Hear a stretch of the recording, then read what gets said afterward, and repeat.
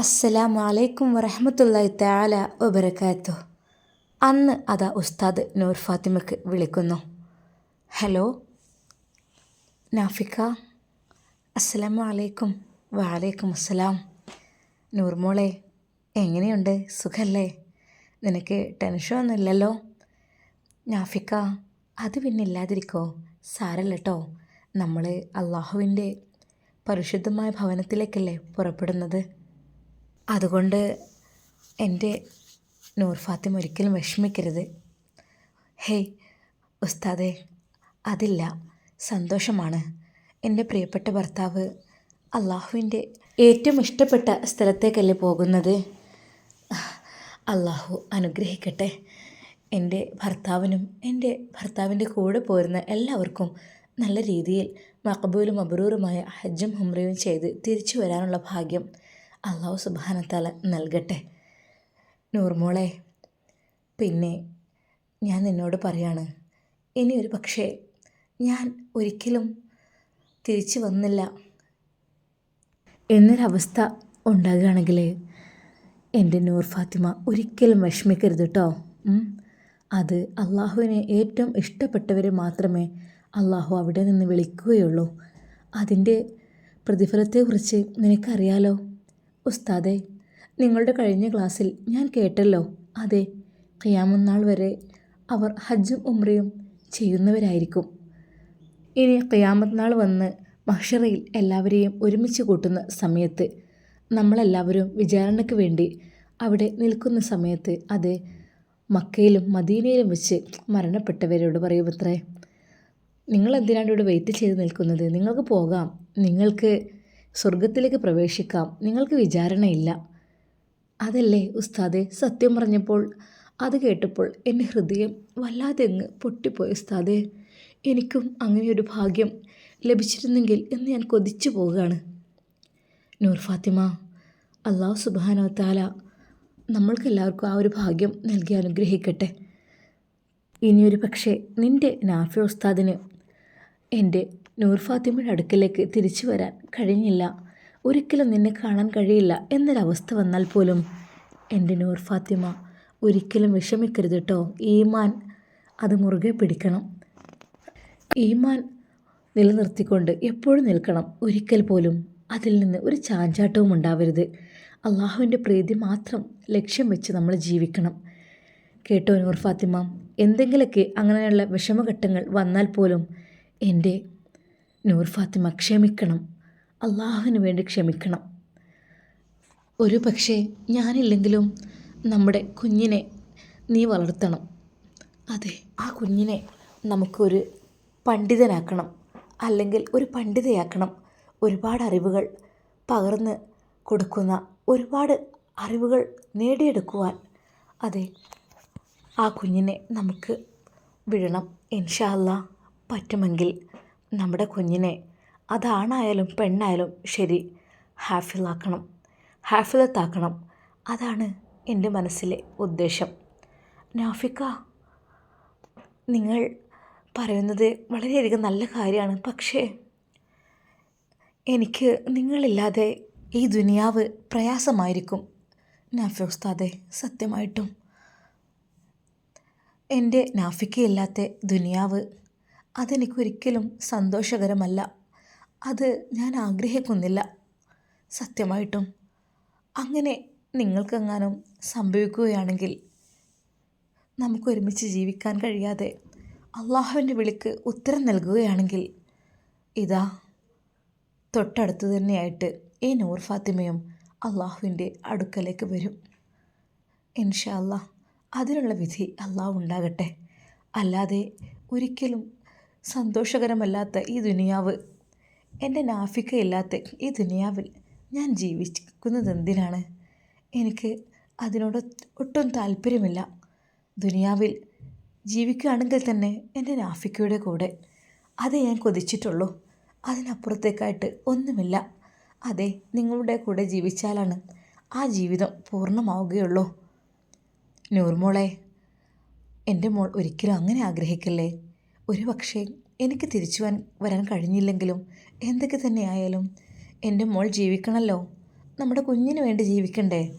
നമ്മുടെ കുഞ്ഞുണ്ടല്ലോ, ഇസ്ലാം ദീനിനെ ഇനിയും പ്രചരിപ്പിക്കണം. അതെ, ഒരുപാട് അറിവുകൾ എല്ലാവർക്കും പറഞ്ഞു കൊടുക്കണം. ഒരുപാട് അറിവില്ലാത്ത ആളുകളുണ്ട്, അതിനനുസരിച്ച് പ്രവർത്തിക്കാത്ത ആളുകളുണ്ട്. അവർക്കെല്ലാം അത് നാം എത്തിക്കണം. അത് എന്നെക്കൊണ്ട് കഴിയുന്ന കാലത്തോളം ഞാനിതാ ചെയ്തുകൊണ്ടേയിരിക്കുന്നു. ഇനി നമ്മുടെ കുഞ്ഞ് ഇൻഷാ അല്ലാഹ് ആ ദൗത്യം ഏറ്റെടുക്കണം. നാഫിക്ക, അത് എനിക്കും പറ്റുമല്ലോ. എനിക്കും അറിവുകൾ എല്ലാവർക്കും പകർന്നു കൊടുക്കാൻ പറ്റുമല്ലോ. നൂർ ഫാത്തിമ, ശരിയാണ്, നിനക്ക് ഞാൻ ഏറെക്കുറെ പഠിപ്പിച്ച് തന്നിട്ടുണ്ട്. പക്ഷേ ഇനിയും പഠിക്കാൻ ബാക്കിയുണ്ട്. എങ്കിലും നീ പഠിച്ച കാര്യങ്ങൾ വളരെയധികം കൃത്യതയോടെ ചെയ്യുന്നവളാണ്. അതിൽ ഞാൻ വല്ലാതെ അഭിമാനിക്കുന്നു എൻ്റെ നൂർ ഫാത്തിമ. ഉസ്താദേ, സത്യമായിട്ടും എനിക്കിനിയും ഒരുപാട് അറിവുകൾ നേടാൻ ആഗ്രഹമുണ്ട്. അതുപോലെ ഞാൻ പഠിച്ച അറിവ് ഒരാൾക്ക് അല്ലെങ്കിൽ കുറച്ച് ആളുകൾക്ക് പകർത്തി കൊടുക്കാൻ എനിക്ക് നല്ല ആഗ്രഹമുണ്ട്. മോളെ നൂർ ഫാത്തിമ, നിൻ്റെ ആഗ്രഹം കൊള്ളാം. എന്തായാലും ഇൻഷാ അല്ലാഹ് അല്ലാഹു സുബ്ഹാനഹു തആല എൻ്റെ നൂർ ഫാത്തിമക്ക് അതിനുള്ള ഭാഗ്യം നൽകട്ടെ. പക്ഷേ ഈ ഒരു സമയത്ത് എൻ്റെ നൂർ ഫാത്തിമ അല്പം റെസ്റ്റ് എടുക്കുന്നതാണ് നല്ലത്. ഉസ്താദേ, അതിലെന്താ? ഉസ്താദിനറിയില്ലേ, ഈ ഗർഭം എന്നൊക്കെ പറഞ്ഞാൽ അത് നമുക്ക് അള്ളാഹു നൽകുന്ന ഓരോ അവസ്ഥകളാണ്. ഒരിക്കലും അതൊരു രോഗമല്ല. നമുക്ക് നമ്മുടെ ജീവിതത്തിൽ ഓരോ ഘട്ടങ്ങളിൽ അള്ളാഹു നൽകുന്ന ഓരോ മാറ്റങ്ങൾ, അതെ, അതൊരു അനുഗ്രഹമാണ്. ഒരിക്കലും അതൊരു രോഗമായിട്ടല്ല. നൂർമോളെ, നിനക്ക് കഴിയോ ഈ ഒരു സമയത്ത്? അത് ബുദ്ധിമുട്ടാവില്ലേ? ഹേയ് ഉസ്താദെ, എന്തിന്? അറിവ് പറഞ്ഞു കൊടുക്കുക, നന്മ പഠിപ്പിച്ചു കൊടുക്കുക എന്നൊക്കെ പറഞ്ഞാൽ ഒരുപാട് കൂലിയുള്ള കാര്യമല്ലേ? അള്ളാഹുവിൻ്റെ അടുക്കൽ നിന്ന് പ്രതിഫലം കിട്ടുകയും ചെയ്യും. നമ്മുടെ ജീവിതത്തിൽ നല്ല റാഹത്തല്ലേ? ആഹാ, നിനക്ക് ഒരു ടീച്ചറാവാനുള്ള എല്ലാ ആഗ്രഹങ്ങളും ഉണ്ടല്ലേ? അപ്പോൾ നീ ഒരു BSc നേഴ്സല്ലേ? നീ പരിചാരികയല്ലേ? എല്ലാവർക്കും ശുശ്രൂഷ ചെയ്യുന്ന? ആ അതെ ഉസ്താദേ, എനിക്ക് ഇപ്പോഴുള്ള ആഗ്രഹം എല്ലാവരെയും കഴിയുന്ന രീതിയിൽ ചികിത്സിക്കണം. എല്ലാവർക്കും എന്നെക്കൊണ്ട് കഴിയുന്നത് ട്രീറ്റ്മെൻറ്റ് നൽകണം. അതും ഒരു പ്രതിഫലവും ആവശ്യപ്പെടാതെ. അതാണ് ഞാൻ ആഗ്രഹിക്കുന്നത്. ആഹാ, മോളുടെ ആഗ്രഹം കൊള്ളാലോ. ഇൻഷാ അല്ലാഹ് നിൻ്റെ മനസ്സിലുള്ള ആഗ്രഹം എല്ലാം അള്ളാഹുവിൻ്റെ പ്രീതിക്ക് വേണ്ടി മാത്രമാണ് എന്ന് ഞാൻ മനസ്സിലാക്കുന്നു.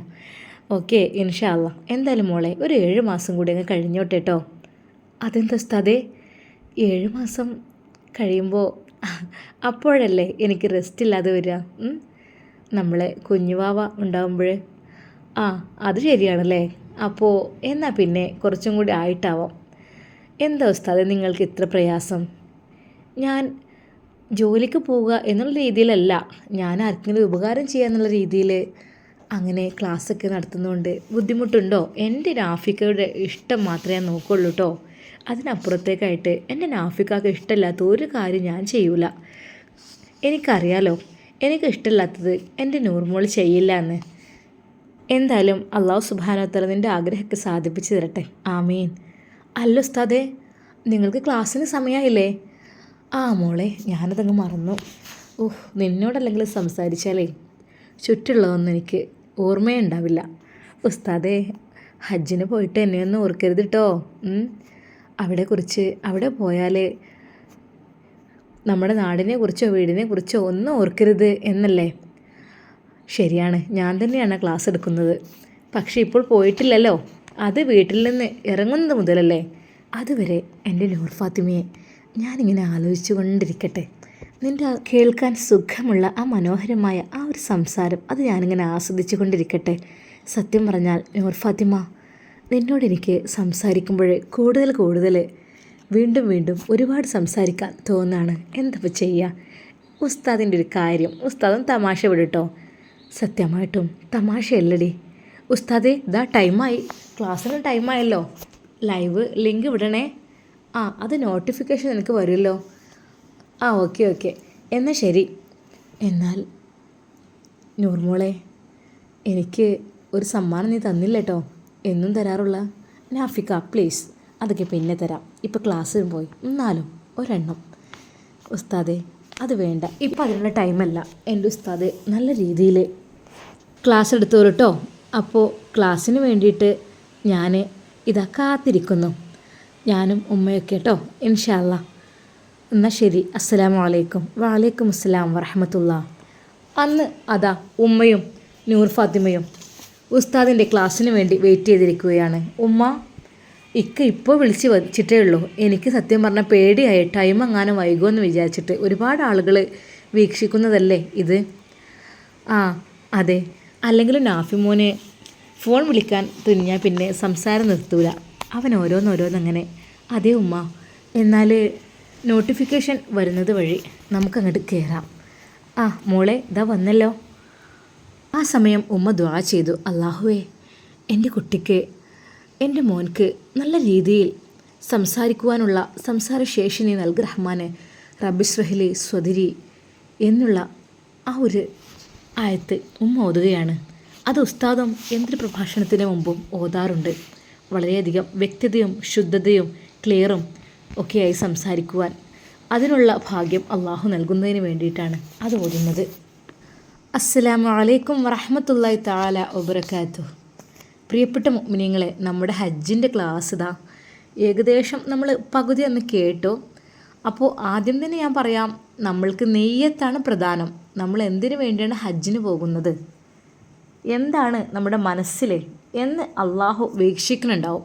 അപ്പോൾ അള്ളാഹ്ക്കറിയാം ആരുടെ മനസ്സിൽ എന്തൊക്കെയാണെന്നുള്ളത്. അതിനനുസരിച്ചായിരിക്കും നമുക്ക് പ്രതിഫലം. സ്വീകാര്യമായ ഹജ്ജിന് സ്വർഗമല്ലാതെ പ്രതിഫലമില്ല എന്നല്ലേ നാം കേട്ടത്? അത് ശരിയാണ്. അള്ളാഹു നമ്മുടെ ഹജ്ജ് സ്വീകരിച്ചു കഴിഞ്ഞോ, എന്നാൽ നമുക്ക് അതിനുള്ള പ്രതിഫലം സ്വർഗമാണ്.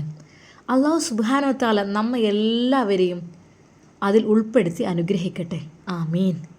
അപ്പോൾ കഴിഞ്ഞ ക്ലാസ്സിൽ ഞാൻ പറഞ്ഞ കാര്യങ്ങൾ ഒന്നും കൂടി റിപ്പീറ്റ് ചെയ്യുന്നില്ല, എല്ലാവർക്കും അറിയാമായിരിക്കും. നമ്മൾ ഏകദേശമൊക്കെ പഠിച്ചിട്ട് തന്നെ ഇവിടുന്ന് പോകണം. ഒറ്റപ്പെടുന്ന സാഹചര്യങ്ങൾ വന്നേക്കാം, തിക്കും തിരക്കും ഉണ്ടാകും, ഒക്കെ ആവും. പല നിമിഷങ്ങളിൽ ഒറ്റപ്പെടും. എങ്കിലും പേടിക്കാനൊന്നുമില്ല. അള്ളാഹിൻ്റെ അടുത്തല്ലേ നമ്മൾ നിൽക്കുന്നത്, പിന്നെ എന്തിനു പേടിക്കണം? പടച്ച റബ്ബ് കൂടെയല്ലേ, അള്ളാഹുവിൻ്റെ ഭവനത്തിലല്ലേ നമ്മൾ വന്നിരിക്കുന്നത്, പിന്നെ എന്തിനു പേടിക്കണം? ആ ഒരു ധൈര്യം നമുക്ക് വേണം എപ്പോഴും. അപ്പോൾ നമ്മൾ എവിടെയായിരുന്നു നിർത്തിയിരുന്നത്? അതെ, വീട്ടിൽ നിന്ന് ഇറങ്ങുന്നതിന് മുമ്പായിട്ട് കേട്ടോ.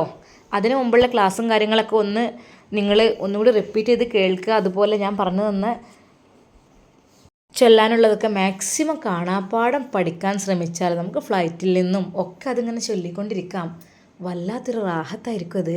പ്രിയപ്പെട്ട മുഅ്മിനീങ്ങളെ, നമ്മൾ യാത്രക്ക് ഇറങ്ങുന്നതിന് മുമ്പായിട്ട് വീട്ടിൽ നിന്ന് 2 റക്അത്ത് സുന്നത്ത് നിസ്കരിക്കണം എന്ന് ഞാൻ പറഞ്ഞല്ലോ. അതിൽ ഓതാനുള്ളതെല്ലാം അത് ഏത് യാത്രക്കായാലും അങ്ങനെ തന്നെ കേട്ടോ. ഏത് യാത്രക്ക്, കുറച്ച് ലോങ്ങായ യാത്രക്ക് പോകുമ്പോൾ 2 റക്അത്ത് സുന്നത്ത്, യാത്രക്ക് വേണ്ടിയുള്ള നിസ്കാരം അത് നമ്മൾ നിസ്കരിക്കുന്നത് വളരെ നല്ലതാണ്. കാരണം അള്ളാഹു സുബ്ഹാനഹു വ തആലയുടെ ഒരു കാവൽ ഉണ്ടാകാൻ വേണ്ടിയിട്ട് കൂടിയാണ് കേട്ടോ അത് നമ്മൾ ചെയ്യുന്നത്. അപ്പോൾ നമ്മൾ ഇങ്ങനത്തെ ഒരു ആത്മീയ യാത്രക്ക് ഒരുങ്ങുമ്പോൾ പ്രത്യേകിച്ച് അതിന് സുന്നത്തുണ്ട് കേട്ടോ. അപ്പോൾ നമ്മൾ പറഞ്ഞല്ലോ, ഫാത്തിഹയ്ക്ക് ശേഷം 1-ാമത്തെ റക്അത്തിൽ ഖുൽ യാ അയ്യുഹൽ കാഫിറൂൻ എന്നുള്ള സൂറത്ത്. 2-ാമത്തെ റക്അത്തിലാണെങ്കിലോ ഫാത്തിഹയ്ക്ക് ശേഷം ഖുൽ ഹുവല്ലാഹു അഹദ് എന്നുള്ള. അങ്ങനെ നമ്മൾ സലാം വീട്ടി അതിനുശേഷം നമ്മൾ ചെല്ലാനുള്ളത് 3 വട്ടം ആയത്തുൽ കുർസി, അല്ലാഹു ലാ ഇലാഹ ഇല്ലാ ഹുവൽ ഹയ്യുൽ ഖയ്യൂം എന്നുള്ള. അത് എല്ലാവർക്കും അറിയണം. അറിയാത്തത് ആരും ഉണ്ടാവില്ല മുസ്ലിങ്ങളിൽ. ആയത്തുൽ കുർസി അറിയാത്തവർ ആരും ഉണ്ടാവില്ലല്ലോ, എല്ലാവർക്കും അറിയാം. അഥവാ അറിഞ്ഞില്ലെങ്കിൽ അത് പഠിച്ച് വെക്കണം കേട്ടോ. അത് വല്ലാത്ത പവറുള്ള ഒരു ആയത്താണ്. അത് എന്തിനും പരിഹാരമാണെന്നാണ് ആയത്തുൽ കുർസി. അതുപോലെ 3 വട്ടം ലീലാഫി ഖുറൈശി, അത് നമ്മൾ പ്രത്യേകം സുന്നത്താണ്. അത് നമ്മൾ ഓതുക കേട്ടോ. ഇൻഷാ അല്ലാ. നമ്മൾ എങ്ങോട്ടാണ് പോകുന്നത്? കഅബ കാണാൻ. കഅബ നിങ്ങൾ ആരെങ്കിലും കാണാത്തവരുണ്ടോ? കണ്ടവരുണ്ടാവും, കാണാത്തവരുണ്ടാവും. കാണാത്തവർക്ക് എന്തൊക്കെയോ ആയിരിക്കും കഅബ. അതെ, 5 നേരം അള്ളാഹുവിൻ്റെ മുമ്പിൽ നിന്ന് നമ്മളിങ്ങനെ നിസ്കരിക്കുകയാണ്. നിസ്കരിക്കുമ്പോഴേ നമ്മുടെ മനസ്സിൽ, നമ്മുടെ മുന്നിൽ കഅബയാണ്, അള്ളാഹുവിൻ്റെ പരിശുദ്ധ ഭവനം. അതെ, ആ ഒരു ഭവനമാണ് നമ്മുടെ കണ്ണുകളിൽ. കാണാത്തവർ ഫോട്ടോയിൽ, വീഡിയോസിൽ എല്ലാത്തിലും കണ്ടിട്ടുണ്ടാവും ആ കറുത്ത ആ കഅബാലയം. അതാണ് നമ്മുടെ ലക്ഷ്യം, അതിലേക്കാണ് നമ്മൾ പോകുന്നത്. ഒരുപാട് ദിവസത്തെ സ്വപ്നമാണ് എനിക്ക് കഅബ കാണാൻ, അള്ളാഹുവിൻ്റെ പരിശുദ്ധ ഭവനം കാണാൻ. അത് വല്ലാത്തൊരു ആഗ്രഹമാണ്. എത്രയോ വർഷങ്ങളായി, 32 വർഷമായി ഞാനത് ആഗ്രഹിക്കുന്നു. അല്ലെങ്കിൽ 40 വർഷമായി, അല്ലെങ്കിൽ 20 വർഷമായി ഞാനത് ആഗ്രഹിക്കുന്നു. അല്ലാ, ഞാനതെൻ്റെ നഗ്ന നേത്രങ്ങൾ കൊണ്ട് കാണാൻ പോവുകയാണല്ലോ. എന്തൊരു അനുഭൂതിയായിരിക്കും പടച്ചവനെ. അള്ളാഹുവേ, ഈ ദുനിയാവിൽ വെച്ച് കാണുന്നത് ഏറ്റവും നല്ലൊരു കാര്യമാണത്. നമ്മുടെ നഗ്ന നേത്രങ്ങൾ കൊണ്ട് പരിശുദ്ധമാക്കപ്പെട്ട കഅബ ഷരീഫ് കാണുക എന്ന് പറഞ്ഞാൽ അതിനു വേണ്ടിയിട്ടാണ് നമ്മൾ ഇറങ്ങണത് കേട്ടോ. ഇൻഷാ അല്ലാ. അങ്ങനെ ഏതാ നമ്മൾ വീട്ടിൽ നിന്ന് ഇറങ്ങാൻ നിൽക്കുകയാണ്. നിസ്കാരവും കഴിഞ്ഞു. അതിനുശേഷം ചെല്ലാനുള്ള ഒരു അത്ഭുതമാക്കപ്പെട്ട ആയത്തുണ്ട്. അത് ഞാൻ പറഞ്ഞു തരാം. അത് നമ്മൾ ഹജ്ജിന് ഉംറയ്ക്ക് എന്നല്ല ഏതൊരു യാത്രയ്ക്ക് ഇറങ്ങുമ്പോഴും ചെല്ലൽ സുന്നത്താണ്. കാരണം എന്താ, അതിൻ്റെ പവർ നിങ്ങൾക്കറിയുന്നതല്ലേ. അപ്പോൾ ഏതാണ് ആയത്ത് എന്നും കൂടി ഞാനിവിടെ ഒന്ന് പറയാം. എല്ലാവർക്കും അറിയായിരിക്കും. അപ്പോൾ നമ്മുടെ ഈ വീഡിയോ കാണുന്ന എല്ലാവരും ഇൻഷാ അല്ലാ ഏതൊരു യാത്രയ്ക്ക് ഒരുങ്ങുമ്പോഴും നമ്മളെ മക്കളെ പറഞ്ഞേക്കുമ്പോഴും എന്തൊക്കെ തന്നെയായാലും അത് ഓതണം. ഓതിയാലേ അതിനൊരു ഫലം കാണും എന്നുള്ളത് ഉറപ്പാണ്. അതിലൊരു നെഗറ്റീവില്ല, ഒരിക്കലും അതൊരു മൈനസായി പോകുകയില്ല. നമ്മുടെ ഉദ്ദേശ ലക്ഷ്യം എന്തായിരുന്നോ അത് സാധിക്കും. അതെന്താ അങ്ങനെ പറയാൻ കാരണം, പരിശുദ്ധ ഖുർആനിലുള്ളതാണ്, അള്ളാഹു പറഞ്ഞതാണ്. അതെങ്ങനെ ഓതിക്കൊണ്ട് നമ്മൾ ആരെങ്കിലും എന്തെങ്കിലും പുറപ്പെട്ടാൽ അപ്പോഴന്നെ അതാ അള്ളാഹുവിനതറിയാം നമ്മൾ എന്താണ് ചെയ്യുന്നത്, എന്താണ് നോക്കുന്നത്, എന്ത് മനസ്സിൽ തോന്നുന്നത്, അതൊക്കെ പഠിച്ചവനറിയാലോ. ശരിക്കും അള്ളാഹുവിനെ നന്നായിട്ടറിയാം. അപ്പോൾ നമ്മൾ എന്ത് വേണം, നമ്മളത് ചൊല്ലിക്കഴിയുമ്പോൾ അള്ളാഹുവിന് അതങ്ങോട്ട് എത്തും. നമ്മളിവിടെ ചൊല്ലുമ്പോൾ അള്ളാഹു അത് കേൾക്കും. കാരണം എത്രയോ കോടാനുകോടി ദശലക്ഷക്കണക്കിന് സൃഷ്ടികളുണ്ടല്ലോ അള്ളാഹുവിൻ്റെ. ആരെന്ത് ചെയ്യണതും മനസ്സിൽ കരുതുന്നതും അള്ളാഹുവിനറിയാം അല്ലേ. നമ്മൾ എന്തൊക്കെ തന്നെയായാലും മനസ്സിൽ വിചാരിക്കുന്നു അറിയുമെന്ന് പറയുമ്പോൾ നമ്മൾ സൃഷ്ടിച്ചതല്ലേ. അപ്പോൾ അതിൻ്റെ കാര്യങ്ങളൊക്കെ അള്ളാഹ്ക്ക് അറിയാലോ. അതെ, നമ്മൾ ചൊല്ലാണ് യാത്രയ്ക്ക് വേണ്ടി ഇറങ്ങുമ്പോൾ ലഖദ് ജാഅക്കും റസൂലും മിൻ അൻഫുസിക്കും എന്നുള്ള ആ ഒരു ആയത്ത് ഇങ്ങനെ ചൊല്ലുമ്പോഴേ പഠിച്ചോനെ അതാ അവിടെ സിഗ്നൽ കിട്ടി. എൻ്റെ ആ സൃഷ്ടി, അല്ലെങ്കിൽ ഫാത്തിമ എന്ന് പേരുള്ള, അല്ലെങ്കിൽ സുമയ്യ എന്ന് പേരുള്ള, അല്ലെങ്കിൽ ഷമ്മാസ് എന്ന് പേരുള്ള, നാഫി എന്ന് പേരുള്ള, ഖദീജ, ഫാത്തിമ എന്ന് പേരുള്ള അവർ, അല്ലെങ്കിൽ സ്വാലിഹ്, ഷഫീഖ്, മുഹമ്മദ് എന്ന് പേരുള്ള ആ വ്യക്തി അതാ ലഖദ് ജാഅക്കും ഓതുന്നുണ്ട്. അതുകൊണ്ട് അവൻക്ക് സംരക്ഷണം കൊടുത്തേ മതിയാകൂ. അതാണ് അള്ളാഹു വിചാരിക്കുന്നത്. അപ്പോഴാണ് 2 മലക്കുകളാണ് നമുക്ക് വേണ്ടി കിട്ടുന്നത്. എന്തൊരു ഭാഗ്യമല്ലേ. നമ്മൾ ആ ഒരു ആയത്ത് ഓതിക്കഴിഞ്ഞ് വീട്ടിൽ നിന്ന് ഇറങ്ങുമ്പോൾ പഠിച്ചോനെ എൻ്റെ കാര്യങ്ങളെല്ലാം നീ ഏറ്റെടുക്കണം എന്നൊക്കെ പറഞ്ഞുകൊണ്ടാണ് നമ്മൾ, അതിന് വേണ്ടിയിട്ടാണ് നമ്മൾ ലഖദ് ജാഅക്കും റസൂലും അൻഫുസിക്കും അത് ഓതുന്നത്. ആ ഒരു സമയത്താണ് പഠിച്ചോനെ വിചാരിക്കണത് ഇനി എന്തായാലും അവരെ സംരക്ഷിക്കണം. അവരത് ഓതിയിട്ടുണ്ട്. എന്നോടവർ സംരക്ഷണത്തിന് വേണ്ടി പറഞ്ഞിട്ടുണ്ട്. അപ്പോഴാണ് അല്ലാഹു സുബ്ഹാനഹു വ തആല മലക്കുകളെ വിളിക്കുന്നത്. 2 മലക്കുകൾ വരിക. അതാ ആ ഭൂമിയിലെ ഫാത്തിമ എന്ന് പേരുള്ള, അല്ലെങ്കിൽ ആയിഷ എന്ന് പേരുള്ള, ഖദീജ എന്ന് പേരുള്ള, സോലിഹ് എന്ന് പേരുള്ള, ഷിഫ എന്ന് പേരുള്ള, നുസൈബ എന്ന് പേരുള്ള ആ ഒരു വ്യക്തിക്ക് 2 മലക്കുകൾ, നിങ്ങൾ അവരുടെ ഇന്നാലിന്ന വ്യക്തിയുടെ സംരക്ഷണത്തിന് വേണ്ടി നിങ്ങൾ പോകണം. അതെ, അവർ യാത്ര തുടങ്ങിയത് മുതൽ വീട്ടിൽ തിരിച്ചെത്തുന്നത് വരെ അവർക്കുള്ള സംരക്ഷണം നിങ്ങൾ ഏറ്റെടുക്കണം. അതിനുവേണ്ടി നിങ്ങളെ ഞാൻ ഏൽപ്പിക്കുകയാണ്. അതാണ് പഠിച്ചവൻ പറയണത്. അപ്പോൾ നമ്മളെല്ലാവരും ആ ഒരു ആയത്ത് പഠിക്കണം കേട്ടോ. വളരെയധികം പെർഫെക്റ്റായൊരു സംഭവമാണത്. എന്തായാലും തീർച്ചയായും പഠിച്ച റബ്ബ് നമുക്ക് സംരക്ഷണം നൽകുകയാണ്. അതിപ്പോൾ ഹജ്ജിന് ഉംറയ്ക്ക് എന്നല്ല, ഏതൊരു യാത്രക്കായാലും നമ്മൾ വീട്ടിൽ നിന്ന് പുറത്തിറങ്ങുമ്പോഴും നമ്മുടെ കുട്ടികൾ എങ്ങോട്ടെങ്കിലും പറഞ്ഞേക്കുമ്പോഴും ഏതൊരു നല്ല കാര്യത്തിന് വേണ്ടി നമ്മൾ പുറപ്പെടുമ്പോഴും ആ ഒരു ലഖദ് ജാഅക്കും അത് ചൊല്ലിക്കഴിഞ്ഞാലേ 2 മലക്കാണ് നമ്മുടെ കൂടെ സേഫ്റ്റിക്ക്. പിന്നെ എന്തിനാ നമ്മൾ പേടിക്കണേ? പടച്ചോൻ്റെ സേഫ്റ്റി അല്ലേ ഏറ്റവും വലുത്. അള്ളാഹു വിചാരിക്കുകയാണ് എൻ്റെ അടിമ എന്നെ ഏൽപ്പിച്ചുകൊണ്ടാണല്ലോ പോകുന്നത്, അപ്പോൾ അവനുള്ള സേഫ്റ്റി ഞാൻ ഉറപ്പാക്കിയേ മതിയാവുള്ളൂ. അങ്ങനെയാണ് പടച്ച റബ്ബ് 2 മലക്കുകൾ നമുക്ക് വേണ്ടി ഏൽപ്പിക്കുന്നത്. പിന്നെ നമ്മുടെ കാര്യം മുഴുവൻ അവർ സുരക്ഷിതമാക്കിക്കൊള്ളും അള്ളാഹുവിൻ്റെ കൽപ്പന പ്രകാരം. അതെൻ്റെ ബാധ്യതയാണ്. എനിക്കത് അവരെ സംരക്ഷിച്ചേ മതിയാവൂ. അങ്ങനെയാണ് പഠിച്ചവൻ വിചാരിക്കണത്.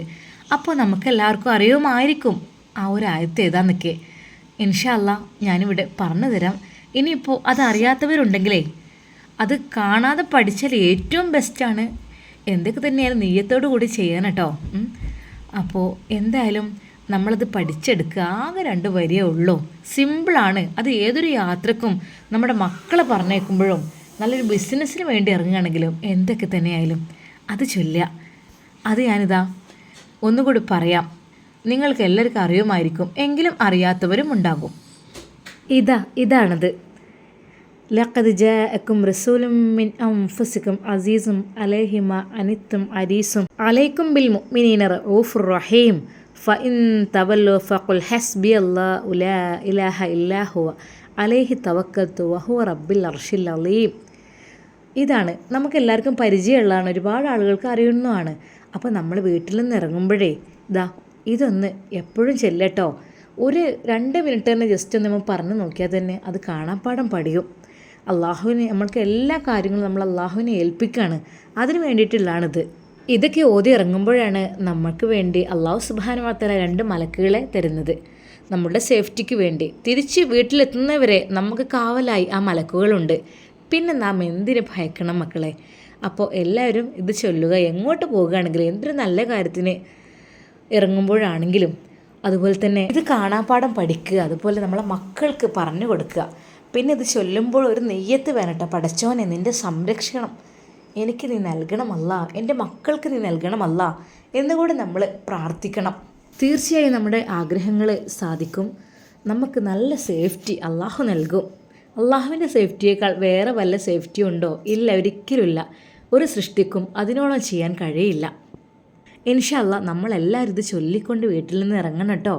അത് ഹജ്ജിനും ഉംറയ്ക്കും മാത്രമല്ല, എല്ലാത്തിനും അങ്ങനെ തന്നെ, എന്ത് നല്ല കാര്യത്തിന് വേണമെങ്കിലും. അതിൽ മഹാന്മാർ പറയുന്നത് ഇങ്ങനെയാണ് കേട്ടോ. വീടിൻ്റെ വാതിൽക്കട്ടിൽ പിടിച്ചുകൊണ്ട് 3 പ്രാവശ്യം ലഖദ് ജാഅക്കും അത് ചൊല്ലുക, അത് പിടിച്ചുകൊണ്ട് ഓതുക. ആദ്യം അഊദു ബില്ലാഹി മിനശ് ശൈത്വാനിർ റജീം എന്ന് പറയണം. കാരണം എന്താ, പിശാച്ച് നമ്മളെ കൂടെ ഉണ്ടാകും. വീട്ടിൽ നിന്ന് ഇറങ്ങുമ്പോഴും ഉണ്ടാകും, അവിടെ എത്തിയാലും ഉണ്ടാകും. പിശാച്ചില്ലാത്തൊരു കച്ചവടമില്ലല്ലോ. ആ പിശാച്ചിനെ അങ്ങ് ആട്ടി അകറ്റാൻ. അത് മാത്രമല്ല, ഒരു കാര്യം കൂടി നമുക്ക് ചൊല്ലാനുണ്ട്. അതിനുശേഷം ഖുൽ ഹുവല്ലാഹു അഹദ് അതും കൂടി ഓതുക. യാത്ര നല്ല റാഹത്തിലാകാൻ വേണ്ടിയിട്ടാണ് കേട്ടോ. പിന്നെ ഒരു കാര്യം കൂടി ഞാൻ പറഞ്ഞു തരാം. നമ്മൾക്കെന്ന് വെച്ചാൽ ഇബ്ലീസ് നമ്മൾ സൃഷ്ടികളല്ലേ, നമുക്ക് അത്ര തക്കവയും കാര്യങ്ങളൊന്നും ഉണ്ടാവില്ലല്ലോ. എന്തൊക്കെ തന്നെയല്ലേ, എവിടെ പോകുമ്പോഴും നമ്മളെ പിന്നാലെ ഇബ്ലീസ് വരും നമ്മളെ പിഴപ്പിക്കാൻ വേണ്ടിയിട്ട്. ആ ഒരു പിഴപ്പിക്കലില്ലാതിരിക്കാൻ വേണ്ടിയിട്ടും ആ ഒരു പിഴവിൽ പെടാതിരിക്കാൻ വേണ്ടിയിട്ടും. കാരണം ദശലക്ഷക്കണക്കിന് ആളുകളാണ് മക്കയിലേക്ക് ഉണ്ടാവുക, കഅബയുടെ അടുക്കലുണ്ടാകും. എന്തൊക്കെ തന്നെയാലും പല രീതിയിലുള്ള ഷെറും വരാനും ചാൻസ് ഉണ്ട്, ഒക്കെ ഉണ്ട്. അതൊക്കെ ഇബ്ലീസിൻ്റെ പണിയാണ്. ഇബ്ലീസ് എവിടെ ഉണ്ടാവുമല്ലോ, എവിടെ ഇബ്ലീസ് ഇല്ലാത്ത അവിടെ എത്തും. എന്തിന്? ഒരുപാട് ആളുകൾ പഴപ്പിക്കാൻ വേണ്ടിയിട്ട്. അപ്പോൾ നമ്മൾ ഇത്രയും ക്യാഷൊക്കെ മുടക്കി ഇത്രയും റിസ്ക് എടുത്ത് ഹജ്ജിന് പോകുമ്പോൾ നമ്മളെ പിന്നാലെ ഇബ്ലീസ് കൂടി വന്നാൽ എന്തായിരിക്കും? അത് ബാത്തിലാകുന്ന പോലെയല്ലേ. ഇബ്ലീസ് നമ്മളങ്ങനെ പ്രേരിപ്പിക്കും ഓരോന്നിനെ. അപ്പോൾ എന്ത് വേണം? ഇബ്ലീസിനും കൂടെ നമുക്ക് തട്ടി മാറ്റണം. അതിന് വേണ്ടിയിട്ട് ഒന്നുകൂടെ ഞാൻ പറഞ്ഞു തരാം ഇൻഷാ അല്ലാ. അത് നമ്മൾ ചൊല്ലിക്കഴിഞ്ഞാൽ അത് ചൊല്ലിയ പിന്നെ ഇബ്ലീസ് ഒപ്പം കൂടുന്നുള്ള പേടില്ല. അത് ഏതൊരു പ്രവൃത്തിക്കാണെങ്കിലും കേട്ടോ. ഇൻഷാ അല്ലാ അത് നമുക്ക് നോക്കുക. അത് ഈ ദിക്റാണ്. അല്ലാഹുമ്മ ഇന്നി അഊദു ബിക അൻ അളില്ല ഔ ഉളല്ല ഔ അസില്ല ഔ ഉസല്ല ഔ ഉളിലിമ ഔ ഉളിലമ ഔ അജ്ഹല ഔ യുജ്ഹല അലയ്യ. അത് ഭയങ്കര പവറുള്ള ഒരു ദിക്റാണ്. അത് നമ്മൾ ചൊല്ലിക്കഴിഞ്ഞാലേ ഷെയ്ത്താൻ നമ്മളെ പിന്നാലെ പോരൂല. ഇതറിയുന്നവരും നമ്മുടെ ക്ലാസ്സിൽ ഒരുപാട് ആളുകളുണ്ടാവും, പക്ഷേ അറിയാത്തവരും ഉണ്ടാകും. അവർക്ക് വേണ്ടിയിട്ടാണ് ഇത് നാം പ്രത്യേകം പറഞ്ഞിട്ടുള്ളത്. അപ്പോൾ നമ്മൾ വീട്ടിൽ നിന്ന് ഇറങ്ങുമ്പോഴേ ഇബ്ലീസ് കൂടെ കൂടാതിരിക്കാൻ ഇത് ചൊല്ലുക. എന്നാൽ പിന്നെ ഇത് കേൾക്കുമ്പോൾ ഇബ്ലീസ് എന്ത് വിചാരിക്കും?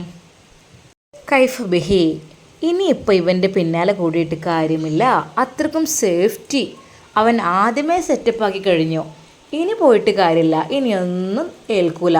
നമ്മൾ എത്ര തന്നെ പിഴപ്പിക്കാൻ വിചാരിച്ചാലും ഹേയ് അവനതങ്ങോട്ട് ഏൽക്കൂല. ആകെ നിരാശനാവും ഇബ്ലീസ്. വഴി തെറ്റിക്കാനാണല്ലോ ഇബ്ലീസ് വരുന്നത്. അപ്പോൾ അതിപ്പോൾ മക്കയിലാണെങ്കിലും മദീനയിലാണെങ്കിലും എവിടെയൊക്കെ തന്നെയായാലും വഴി പിഴച്ചു പോകുന്നൊരു സാഹചര്യം ഉണ്ടാവാറുണ്ട്. അതിനെ തൊട്ട് കാവൽ കിട്ടാൻ വേണ്ടിയിട്ടാണ് ഈ ഒരു ദിക്റ് നമ്മൾ ചൊല്ലുന്നത്. വഴി പിഴക്കുന്നതിനെ തൊട്ട് പിഴപ്പിക്കുന്നതിനെ തൊട്ട് ലക്ഷക്കണക്കിന് ആളുകളാണ് അവിടെ ഉണ്ടാകുക. അള്ളാഹുവിൻ്റെ സഹായം ഉണ്ടെങ്കിൽ മാത്രമേ നമ്മൾ രക്ഷപ്പെടുള്ളൂ. അതിന് അള്ളാഹുവിനോട് തന്നെ പറഞ്ഞു പോകണം. ഇനിയിപ്പോൾ അറിയാത്തവരാണെങ്കിലോ അത് നോക്കി ചൊല്ലിയാലും മതി, കുഴപ്പമില്ല. ളുൽമ സംഭവിക്കാൻ ഒരുപാട് ചാൻസ് ഉള്ള സ്ഥലങ്ങളാണ്. അതായത് ആ മത്താഫിൻ്റെ അവിടെയൊക്കെ നല്ല തിക്കും തിരക്കും എല്ലാം ഉണ്ടാകും, എല്ലാ ഭാഗത്തും ഉണ്ടാവും.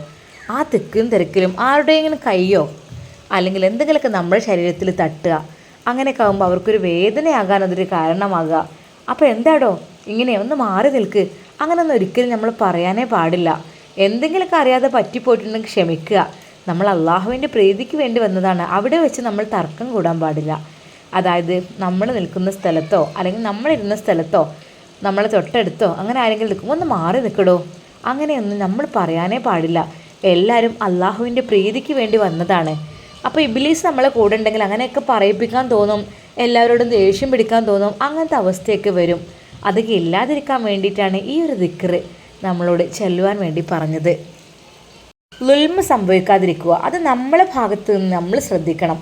നമ്മൾ വിചാരിക്കണം, പഠിച്ചോനെ എന്നെക്കൊണ്ട് ഒരാൾക്കും ഒരു ബുദ്ധിമുട്ടും വരരുത്, എന്നെക്കൊണ്ട് യാതൊരു രീതിയിലുള്ള പ്രയാസങ്ങളും വിഷമങ്ങളും വന്നു കഴിഞ്ഞാൽ പഠിച്ചോനെ അയാളെ കൊണ്ടാണല്ലോ എനിക്കിങ്ങനെ വന്നത്, അല്ലെങ്കിൽ അയാളല്ലോ എന്നെ ബുദ്ധിമുട്ടാക്കുന്നത്, എങ്ങനെയൊക്കെ ഒരു സൃഷ്ടി അവിടെ നിന്ന് പഠിച്ചവനോടൊന്ന് കരഞ്ഞ് തേടിക്കഴിഞ്ഞാൽ പിന്നെ നമ്മൾ ഹജ്ജും ഉംറയും ഒന്നും പഠിച്ചോ സ്വീകരിക്കൂല കേട്ടോ.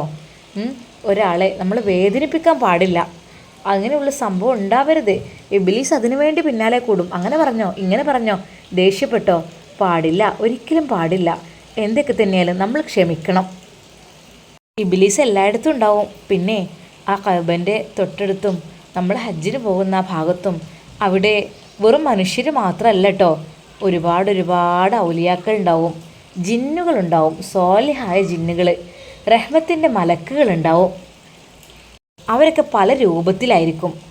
അവരെയൊന്നും നമ്മളെക്കൊണ്ട് ആരെയും വേദനിപ്പിക്കാൻ പാടില്ല. നമുക്ക് ക്ഷമ വേണം, പക്വത വേണം, തഖ്വ വേണം, പ്രതിജ്ഞ ചെയ്യണം. എന്നെക്കൊണ്ടൊരാൾക്കൊരു ബുദ്ധിമുട്ടില്ല, ഞാൻ ഒരാൾക്കും ഒരു തടസ്സമാവില്ല, ഒരിക്കലും ഞാൻ പിഴക്കില്ല, ഞാൻ പിഴച്ചു പോവില്ല എന്നൊക്കെ ഒരു ഉറച്ച വിശ്വാസം കൂടി വേണം. മലക്കുകൾ ഒക്കെ ഉള്ള സ്ഥലമാണ്, എല്ലാവരും ഉണ്ടാവും. അപ്പോൾ നമ്മളെ ഭാഗം നല്ല രീതിയിൽ അള്ളാഹുവിന് വേണ്ടി എന്നുള്ള ആ ഒരു ഉദ്ദേശം മാത്രമായിരിക്കണം നമ്മുടെ മനസ്സിൽ.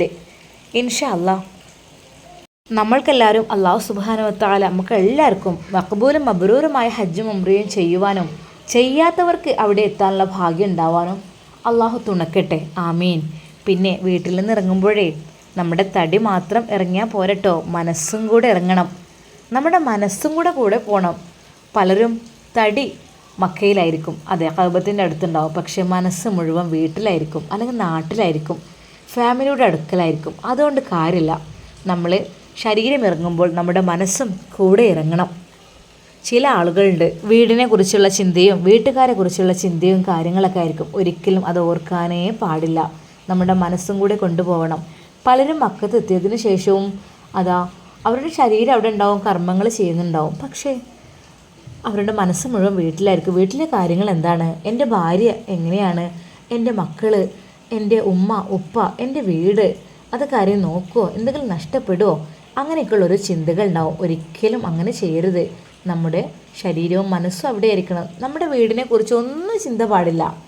ആ ഒരു യാത്രയിലേക്ക് അങ്ങോട്ട് ഒരുങ്ങിക്കഴിഞ്ഞാൽ പിന്നെ ആ യാത്രയെക്കുറിച്ച് ലക്ഷ്യം മക്ക, അള്ളാഹുവിൻ്റെ അടുക്കലേക്കൊന്ന് പോകുന്നത്, അള്ളാഹുവിൻ്റെ ഭവനത്തിലേക്കാണ് പോകുന്നത് എന്നുള്ളൊരു നെയ്യത്ത് അത് കൂടെ വേണം. ഒരിക്കലും നമ്മളെ വീടിനെ കുറിച്ചോ വീട്ടുകാരെ കുറിച്ചോ ആലോചിക്കരുത്. അതുകൊണ്ട് കാര്യമില്ല. ശരീരവും മനസ്സും കൂടെ വേണം. ശരീരവും മനസ്സും മക്കയിലുള്ളവർ രക്ഷപ്പെട്ടു, അല്ലാത്തവർ അത് അറിയില്ല. കാരണം എന്താ, അതുകൊണ്ട് കാര്യമില്ലല്ലോ.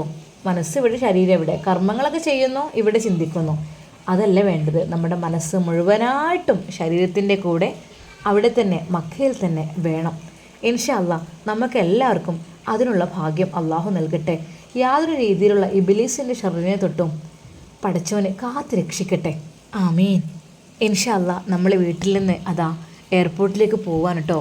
നെടുമ്പാശ്ശേരിയിലേക്ക് പോകുന്നവരുണ്ടാവും, കരിപ്പൂരിൽ നിന്ന് കയറുന്നവരുണ്ടാവും, അങ്ങനെയൊക്കെ ഉണ്ടാവും. അപ്പോൾ ഇൻഷാ അല്ലാഹ് അത് അവിടെ വെച്ച് ഇനി ബാക്കിയുള്ളത് എന്താണെന്ന് വെച്ചാൽ അടുത്ത ക്ലാസ്സിൽ നമ്മൾക്ക് കേൾക്കാം. വിമാനത്തിൽ കയറുമ്പോൾ ചൊല്ലുവാനുള്ളത് അതൊക്കെ. അല്ലാ, ഞങ്ങൾക്കെല്ലാവർക്കും നല്ല നിൻ്റെ തൃപ്തിയിൽ ഹജ്ജും ഉംറയും ചെയ്യുവാനുള്ള ഭാഗ്യം നീ നൽകി റഹ്മാനെ. ആമീൻ. എല്ലാവർക്കും അവിടെ എത്തുവാനുള്ള ഭാഗ്യം അള്ളാഹു നൽകി അനുഗ്രഹിക്കട്ടെ. ആമീൻ യാ റബ്ബൽ ആലമീൻ.